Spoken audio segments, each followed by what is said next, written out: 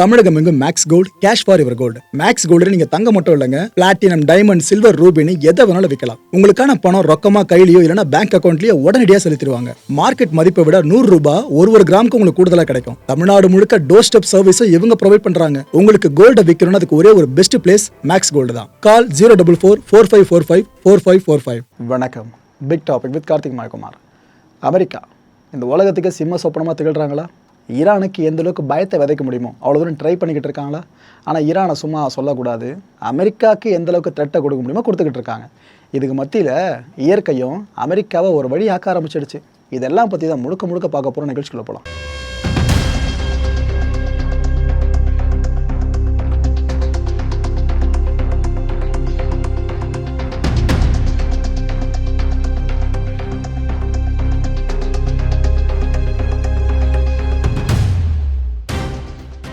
Iran media இப்போ என்ன செய்தியை வெளியிட்டிருக்காங்கன்னா, எங்கள் நாட்டில் இந்த அமெரிக்க இஸ்ரேலிய படம் சேர்ந்து சிவிலியன் இன்ஃப்ராஸ்ட்ரக்சரை தொட்டாங்களே, அதில் இந்த ரயில்வே லைன்ஸ் வேறு நிறைய அடித்தாங்களே, அதில் முக்கியமான ரயில்வே ரூட்ஸை நாங்கள் கிளியர் பண்ணிட்டோங்க. அதாவது எந்த அளவுக்கு ரிப்பேர் பண்ண முடியுமோ நாங்கள் பண்ணிட்டோம், ஃபுல் பிளஜாக முடிச்சிட்டோம் அப்படின்னு சொல்லியிருக்காங்க. இந்த கான்ஃப்ளிக்ட் இன்னும் அடங்கலை, அதுக்குள்ளேயே ரிப்பேர் ப்ராசஸை முடிச்சிட்டோன்ற மாதிரி தான் அவங்க இன்ஃபார்ம் பண்ணியிருக்காங்க. என்டையர் கண்ட்ரின்னு எடுத்துக்காதீங்க, ஈரானில் குறிப்பிட்ட பகுதிகள் சார்ந்து மட்டும் இந்த ரயில்வே லைன்ஸ் அவங்க சரி பண்ணியிருக்காங்க. குறிப்பிட்டு சொல்லணும்னா டெஹ்ரான், டப்ரிஸ், மஷாத் இதுக்கு இடைப்பட்ட இந்த ரயில்வே லைன்ஸை அவங்க அடித்தாங்க பார்த்து அதுக்கு முன்னாடி அதெல்லாம் சரி பண்ணிட்டாங்களாமா. இப்போ அந்த இடங்களில் இந்த ரயில் போக்குவரத்து இருக்குல்ல, அதை திரும்பவும் ஆரம்பிச்சிருக்கிறதா ஈரான் ஊடகங்கள் செய்தி வெளியிட்டிருக்கு. பெரிய விஷயந்தான், அடித்தாங்க உடனே சரி பண்ணிட்டாங்க. ஆனால் இதில் நம்ம சந்தோஷப்படக்கூடிய விஷயமான்னு கேட்டிங்கன்னா கிடையாது. பிகாஸ் இந்த போர் இன்னும் நிற்கலை. அமெரிக்கா அடுத்த ரவுண்டு ரெடி ஆகிட்டாங்க. திரும்ப வந்து அடித்தாங்கன்னா திரும்ப எப்போ ரிப்பேர் பண்ணுவாங்க ஈரானு? அதுக்கும் காசு அவ்வளோ செலவாகல, எவ்வளோ கொலகுத்தாக போயிட்டுருக்குல்ல அமெரிக்க இராணுவம். இப்போ என்ன தெரியுமா சொல்கிறாங்க, இந்த ஈரானுக்கு ஏதாவது ஷிப்பு போகிறத நாங்கள் பார்த்தாலும் சரி, ஈரான்லேருந்து ஏதாவது ஷிப்பு வெளியே வர்றதை நாங்கள் பார்த்தாலும் சரி, அந்த ஷிப்பை நாங்கள் தடுத்து நிறுத்துவோம்னு சொல்லியிருக்காங்க. மக்களே, உலகத்திலேருந்து ஈரானை தனிமைப்படுத்துகிற முயற்சியாக அமெரிக்க இராணுவம் இது பண்ண போகிறாங்களாமா. அதை அவங்க அஃபிஷியலாக சொல்லியிருக்காங்க. இதில் இந்த நாட்டுக்கு எக்ஸம்ஷன், அந்த நாட்டுக்கு எக்ஸம்ஷன் அதெல்லாம் கிடையாது. எந்த நாட்டோட, எங்களோட நெருங்கிய நட்பு நாட்டோட கப்பலாக இருந்தாலும் ஈரான் போர்ட்டை நோக்கி போனாலும் நாங்கள் ஸ்டாப் பண்ணுவோம், அங்கேருந்து வந்தாலும் ஸ்டாப் பண்ணுவோன்றாங்க. எப்போ ஏற்பட முடிவு தெரியுதா? இதில் இந்தியா உட்பட, பாகிஸ்தான் உட்பட, வெஸ்டர்ன் கண்ட்ரிஸ், யூரோப் கண்ட்ரிஸ் உட்பட எல்லாமே அடங்கும். அமெரிக்கா அதில் டாலரேட்டை காட்டுற மாதிரி தெரிலங்க, தெளிவாக சொல்லிட்டாங்க. ஆனால் இந்த கப்பல்கள்லாம் வேறு நாடுகளுக்கு போகணுமா, தாராளமாக போட்டோம். வேறு நாடுகள்லேருந்து உங்கள் நாடுகளுக்கு கப்பல் வரணுமா, தாராளமாக வரட்டும், அதை நாங்கள் தொடவே மாட்டோம். ஆனால் ஈரானுக்கு யாராவது தொடர்பு பற்ற மாதிரி இந்த கப்பலை கொண்டு போகிறீங்க வரீங்க அப்படின்னா நாங்கள் ஸ்டாப் பண்ணி விட்டுருவோம். இந்த ஈரானோட போர்ட்ஸ் இருக்குல்ல, துறைமுகங்கள், இதெல்லாம் கூடிய சீக்கிரமே நாங்கள் அதிகாரத்துக்கு கொண்டு வர போகிறோம்னு சொல்கிறாங்க. அதாவது ஈரானோட துறைமுகங்கள் அமெரிக்கா ஃபுல்லாக நிர்வகிச்சு அப்படிங்கிறக்கும் எப்போ ஏற்பட்ட பிளான் தெரியுதா? இதுவரைக்கும் ஈரான் சார்ந்த அமெரிக்க இராணுவம் எடுத்த முடிவுகள்லேயே ரொம்ப ரொம்ப குரூஷியலான டிசிஷன் பார்த்தீங்கன்னா இந்த டிசிஷன் தான். அதை எடுத்திருக்காங்க. ஏன்னா ஈரானோட துறைமுகங்களை அமெரிக்கா கைப்பற்றிடுச்சுன்னு வைங்க, ஏதோ அந்த போர்ட்டு மட்டும் அவங்க கைப்பற்றதா அர்த்தம் கிடையாது. போர்ட்டில் இருந்து சில கிலோமீட்டர்ஸ் தூரம் வரைக்கும் அவங்க ஸ்ட்ராங் ஹோல்டை பிடிச்சிருக்காங்கன்னு அர்த்தம். உதாரணத்துக்கு யுக்ரைனில் அந்த கிழக்கு பகுதியில் ரஷ்யா எந்தளவுக்கு ஸ்ட்ராங் ஹோல்டை பிடிச்சிருக்கு, அது மாதிரி ஈரான் முழுக்க நடந்தால் அப்படிங்க இருக்கும். அமெரிக்கா எதுக்கு வந்து நின்றுருக்கு தெரியுதா? இப்போது இன்னொரு பக்கம் ஈரானோட ஆர்ம்டு ஃபோர்ஸஸ், இவங்களும் சும்மா சொல்லக்கூடாது. அமெரிக்கா என்ன த்ரெட்டை முன் வச்சாலும் பதிலுக்கு இவங்களும் பயமாக த்ரெட் பண்ணுறாங்க. நீ என்னை எப்படி அடிக்கிறியோ நான் திருப்பி உன்னை அப்படி அடிப்பேன், நீ எந்த விஷயங்களை என் நாடு சார்ந்து கை வைக்கிறியோ நானே அதே கை வைப்பேன்னு அவங்க ஒரு ஸ்டாண்ட் எடுத்திருக்காங்க.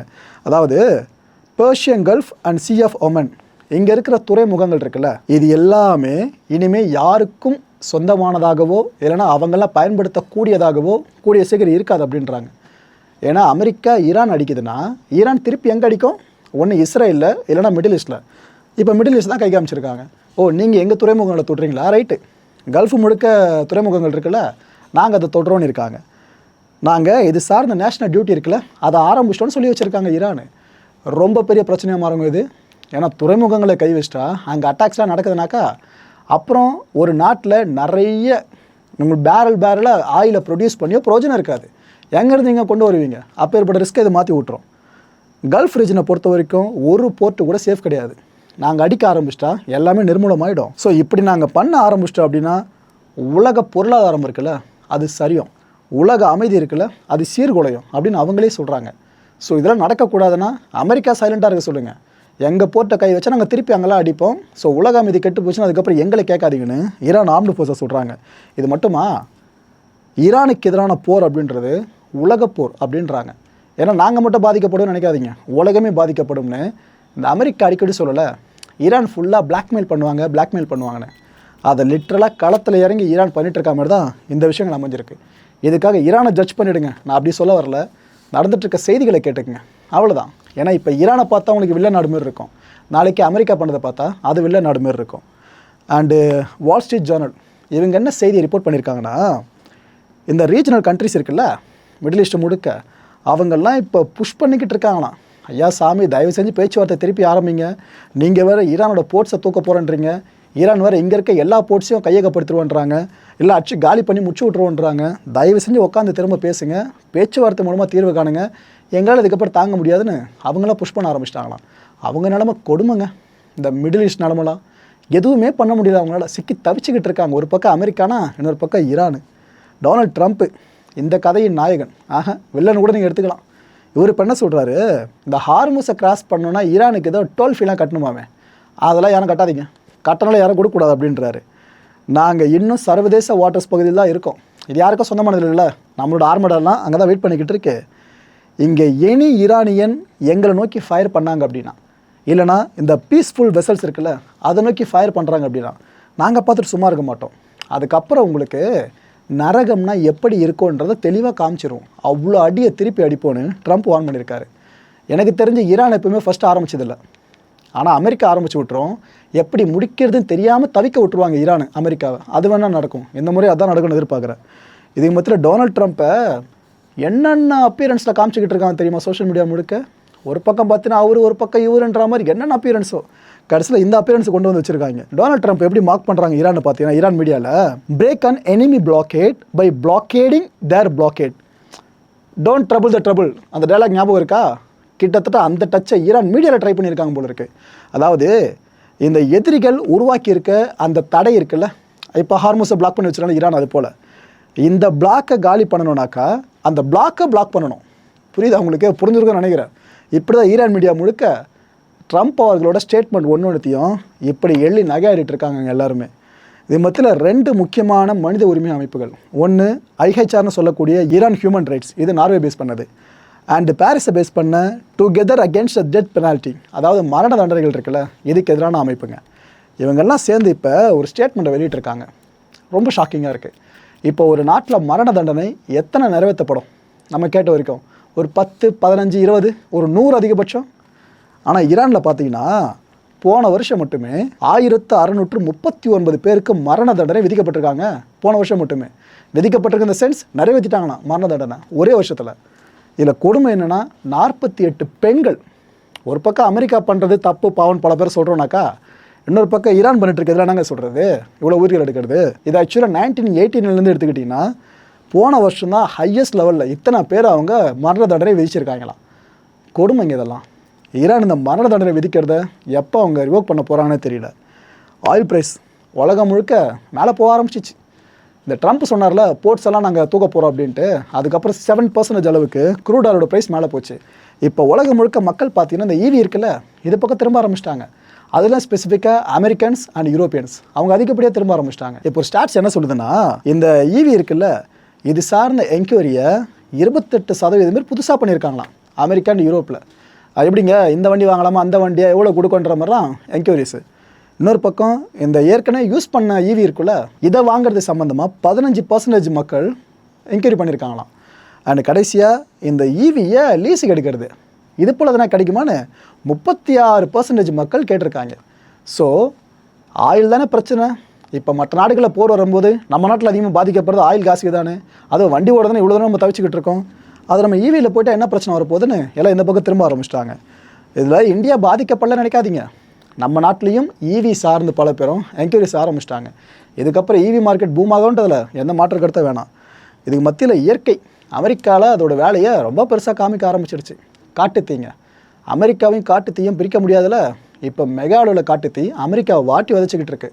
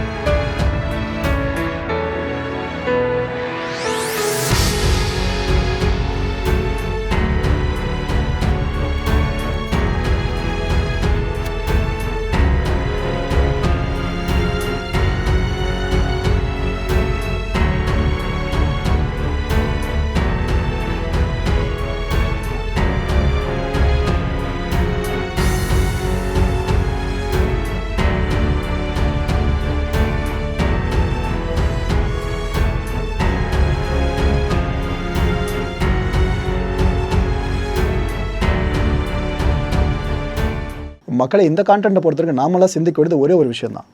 அமெரிக்காவில் மட்டும் இந்த பஞ்சபூதங்களும் அடிக்கடி வேலை பார்க்குது பார்த்தீங்களா, இயற்கை சார்ந்து. இது எதனால் இப்படி ஏற்படுதுன்னு நினைக்கிறீங்க? மற்ற நாடுகளும் நடக்குது, நான் இல்லைன்னு சொல்லலை. ஆனால் அமெரிக்காவில் ஒன்று போனால் ஒன்றுன்ற மாதிரி தொடர்ந்து நடந்துக்கிட்டே இருக்குல்ல, இதுக்கான காரணம் என்னவாக இருக்கும்? மேக்ஸிமம் இதில் ஜியோகிராஃபியில் சார்ந்த ரீசனை சொல்லுவீங்க, அதை தாண்டி எதனா யோசிக்கிறீங்களா? அடுத்த நிகழ்ச்சியை சந்திக்கலாம். நன்றி, வணக்கம். தமிழகம் எங்கும் max gold, cash for your gold. Max gold நீங்க தங்க மட்டும் இல்லைங்க, பிளாட்டினம், டைமண்ட், சில்வர், ரூபினி எதை வேணாலும் விற்கலாம். உங்களுக்கான பணம் ரொக்கமா கையிலயோ இல்லைன்னா பேங்க் அக்கௌண்ட்லயோ உடனடியாக செலுத்திடுவாங்க. மார்க்கெட் மதிப்பை விட 100 ரூபாய் ஒரு கிராமுக்கு உங்களுக்கு கூடுதலாக கிடைக்கும். தமிழ்நாடு முழுக்க டோர் ஸ்டெப் சர்வீஸை இவங்க ப்ரொவைட் பண்றாங்க. உங்களுக்கு கோல்டை விற்கணும்னு அதுக்கு ஒரே ஒரு பெஸ்ட் பிளேஸ் மேக்ஸ் கோல்டு தான். கால் 04445454545. என் அன்பார்ந்த மாயம் ஸ்டுடியோஸ் நேயர்களே, மாயம் பக்தின்னு ஆன்மீகத்துக்காக பிரத்யேகமாக ஒரு சேனலை கொண்டு வந்திருக்கோம். மறக்காம சப்ஸ்கிரைப் பண்ணி அந்த சேனலுக்கு உங்களோட ஆதரவை மனப்பூர்வமாக தெரிவிங்க. வணக்கம் மாயம் ஸ்டுடியோஸ் நண்பர்களே. மாயம் ட்ரெண்ட்ஸ் அப்படின்ற ஒரு புதிய ஃபேஸ்புக் பேஜை ஓப்பன் பண்ணியிருக்கோம். நீங்கள் யூடியூப்பில் பார்த்துட்டு இருக்கீங்களா நம்மளோட கான்டென்ட்ஸ்லாம், இதெல்லாம் விட ஒரு படி மேலே ரொம்ப கிறிஸ்பாகவும் ரொம்ப சூப்பராகவும் நிறைய கான்டென்ட்ஸ் உங்களுக்கு இந்த பேஜில் காத்துட்ருக்குங்க. ஸோ உடனடியாக ஃபேஸ்புக் பிளாட்ஃபார்ம் போங்க, மாயம் ட்ரெண்ட்ஸ்னு டைப் பண்ணி சர்ச் பண்ணி நம்ம பேஜை ஃபாலோ பண்ணுங்கள். அப்படியே நம்ம சேனலையும் நீங்கள் சப்ஸ்கிரைப் பண்ணிட்டீங்க அப்படின்னா இன்னும் நிறைய புது கான்டென்ட்ஸை உங்களுக்காக ப்ரொடியூஸ் பண்ணி கொடுத்துக்கிட்டே இருப்பாங்க. நீங்கள் பண்ணுற ஒவ்வொரு சப்ஸ்கிரிப்ஷனும் எங்களுக்கு பெரிய மோட்டிவேஷனாக அமையும்.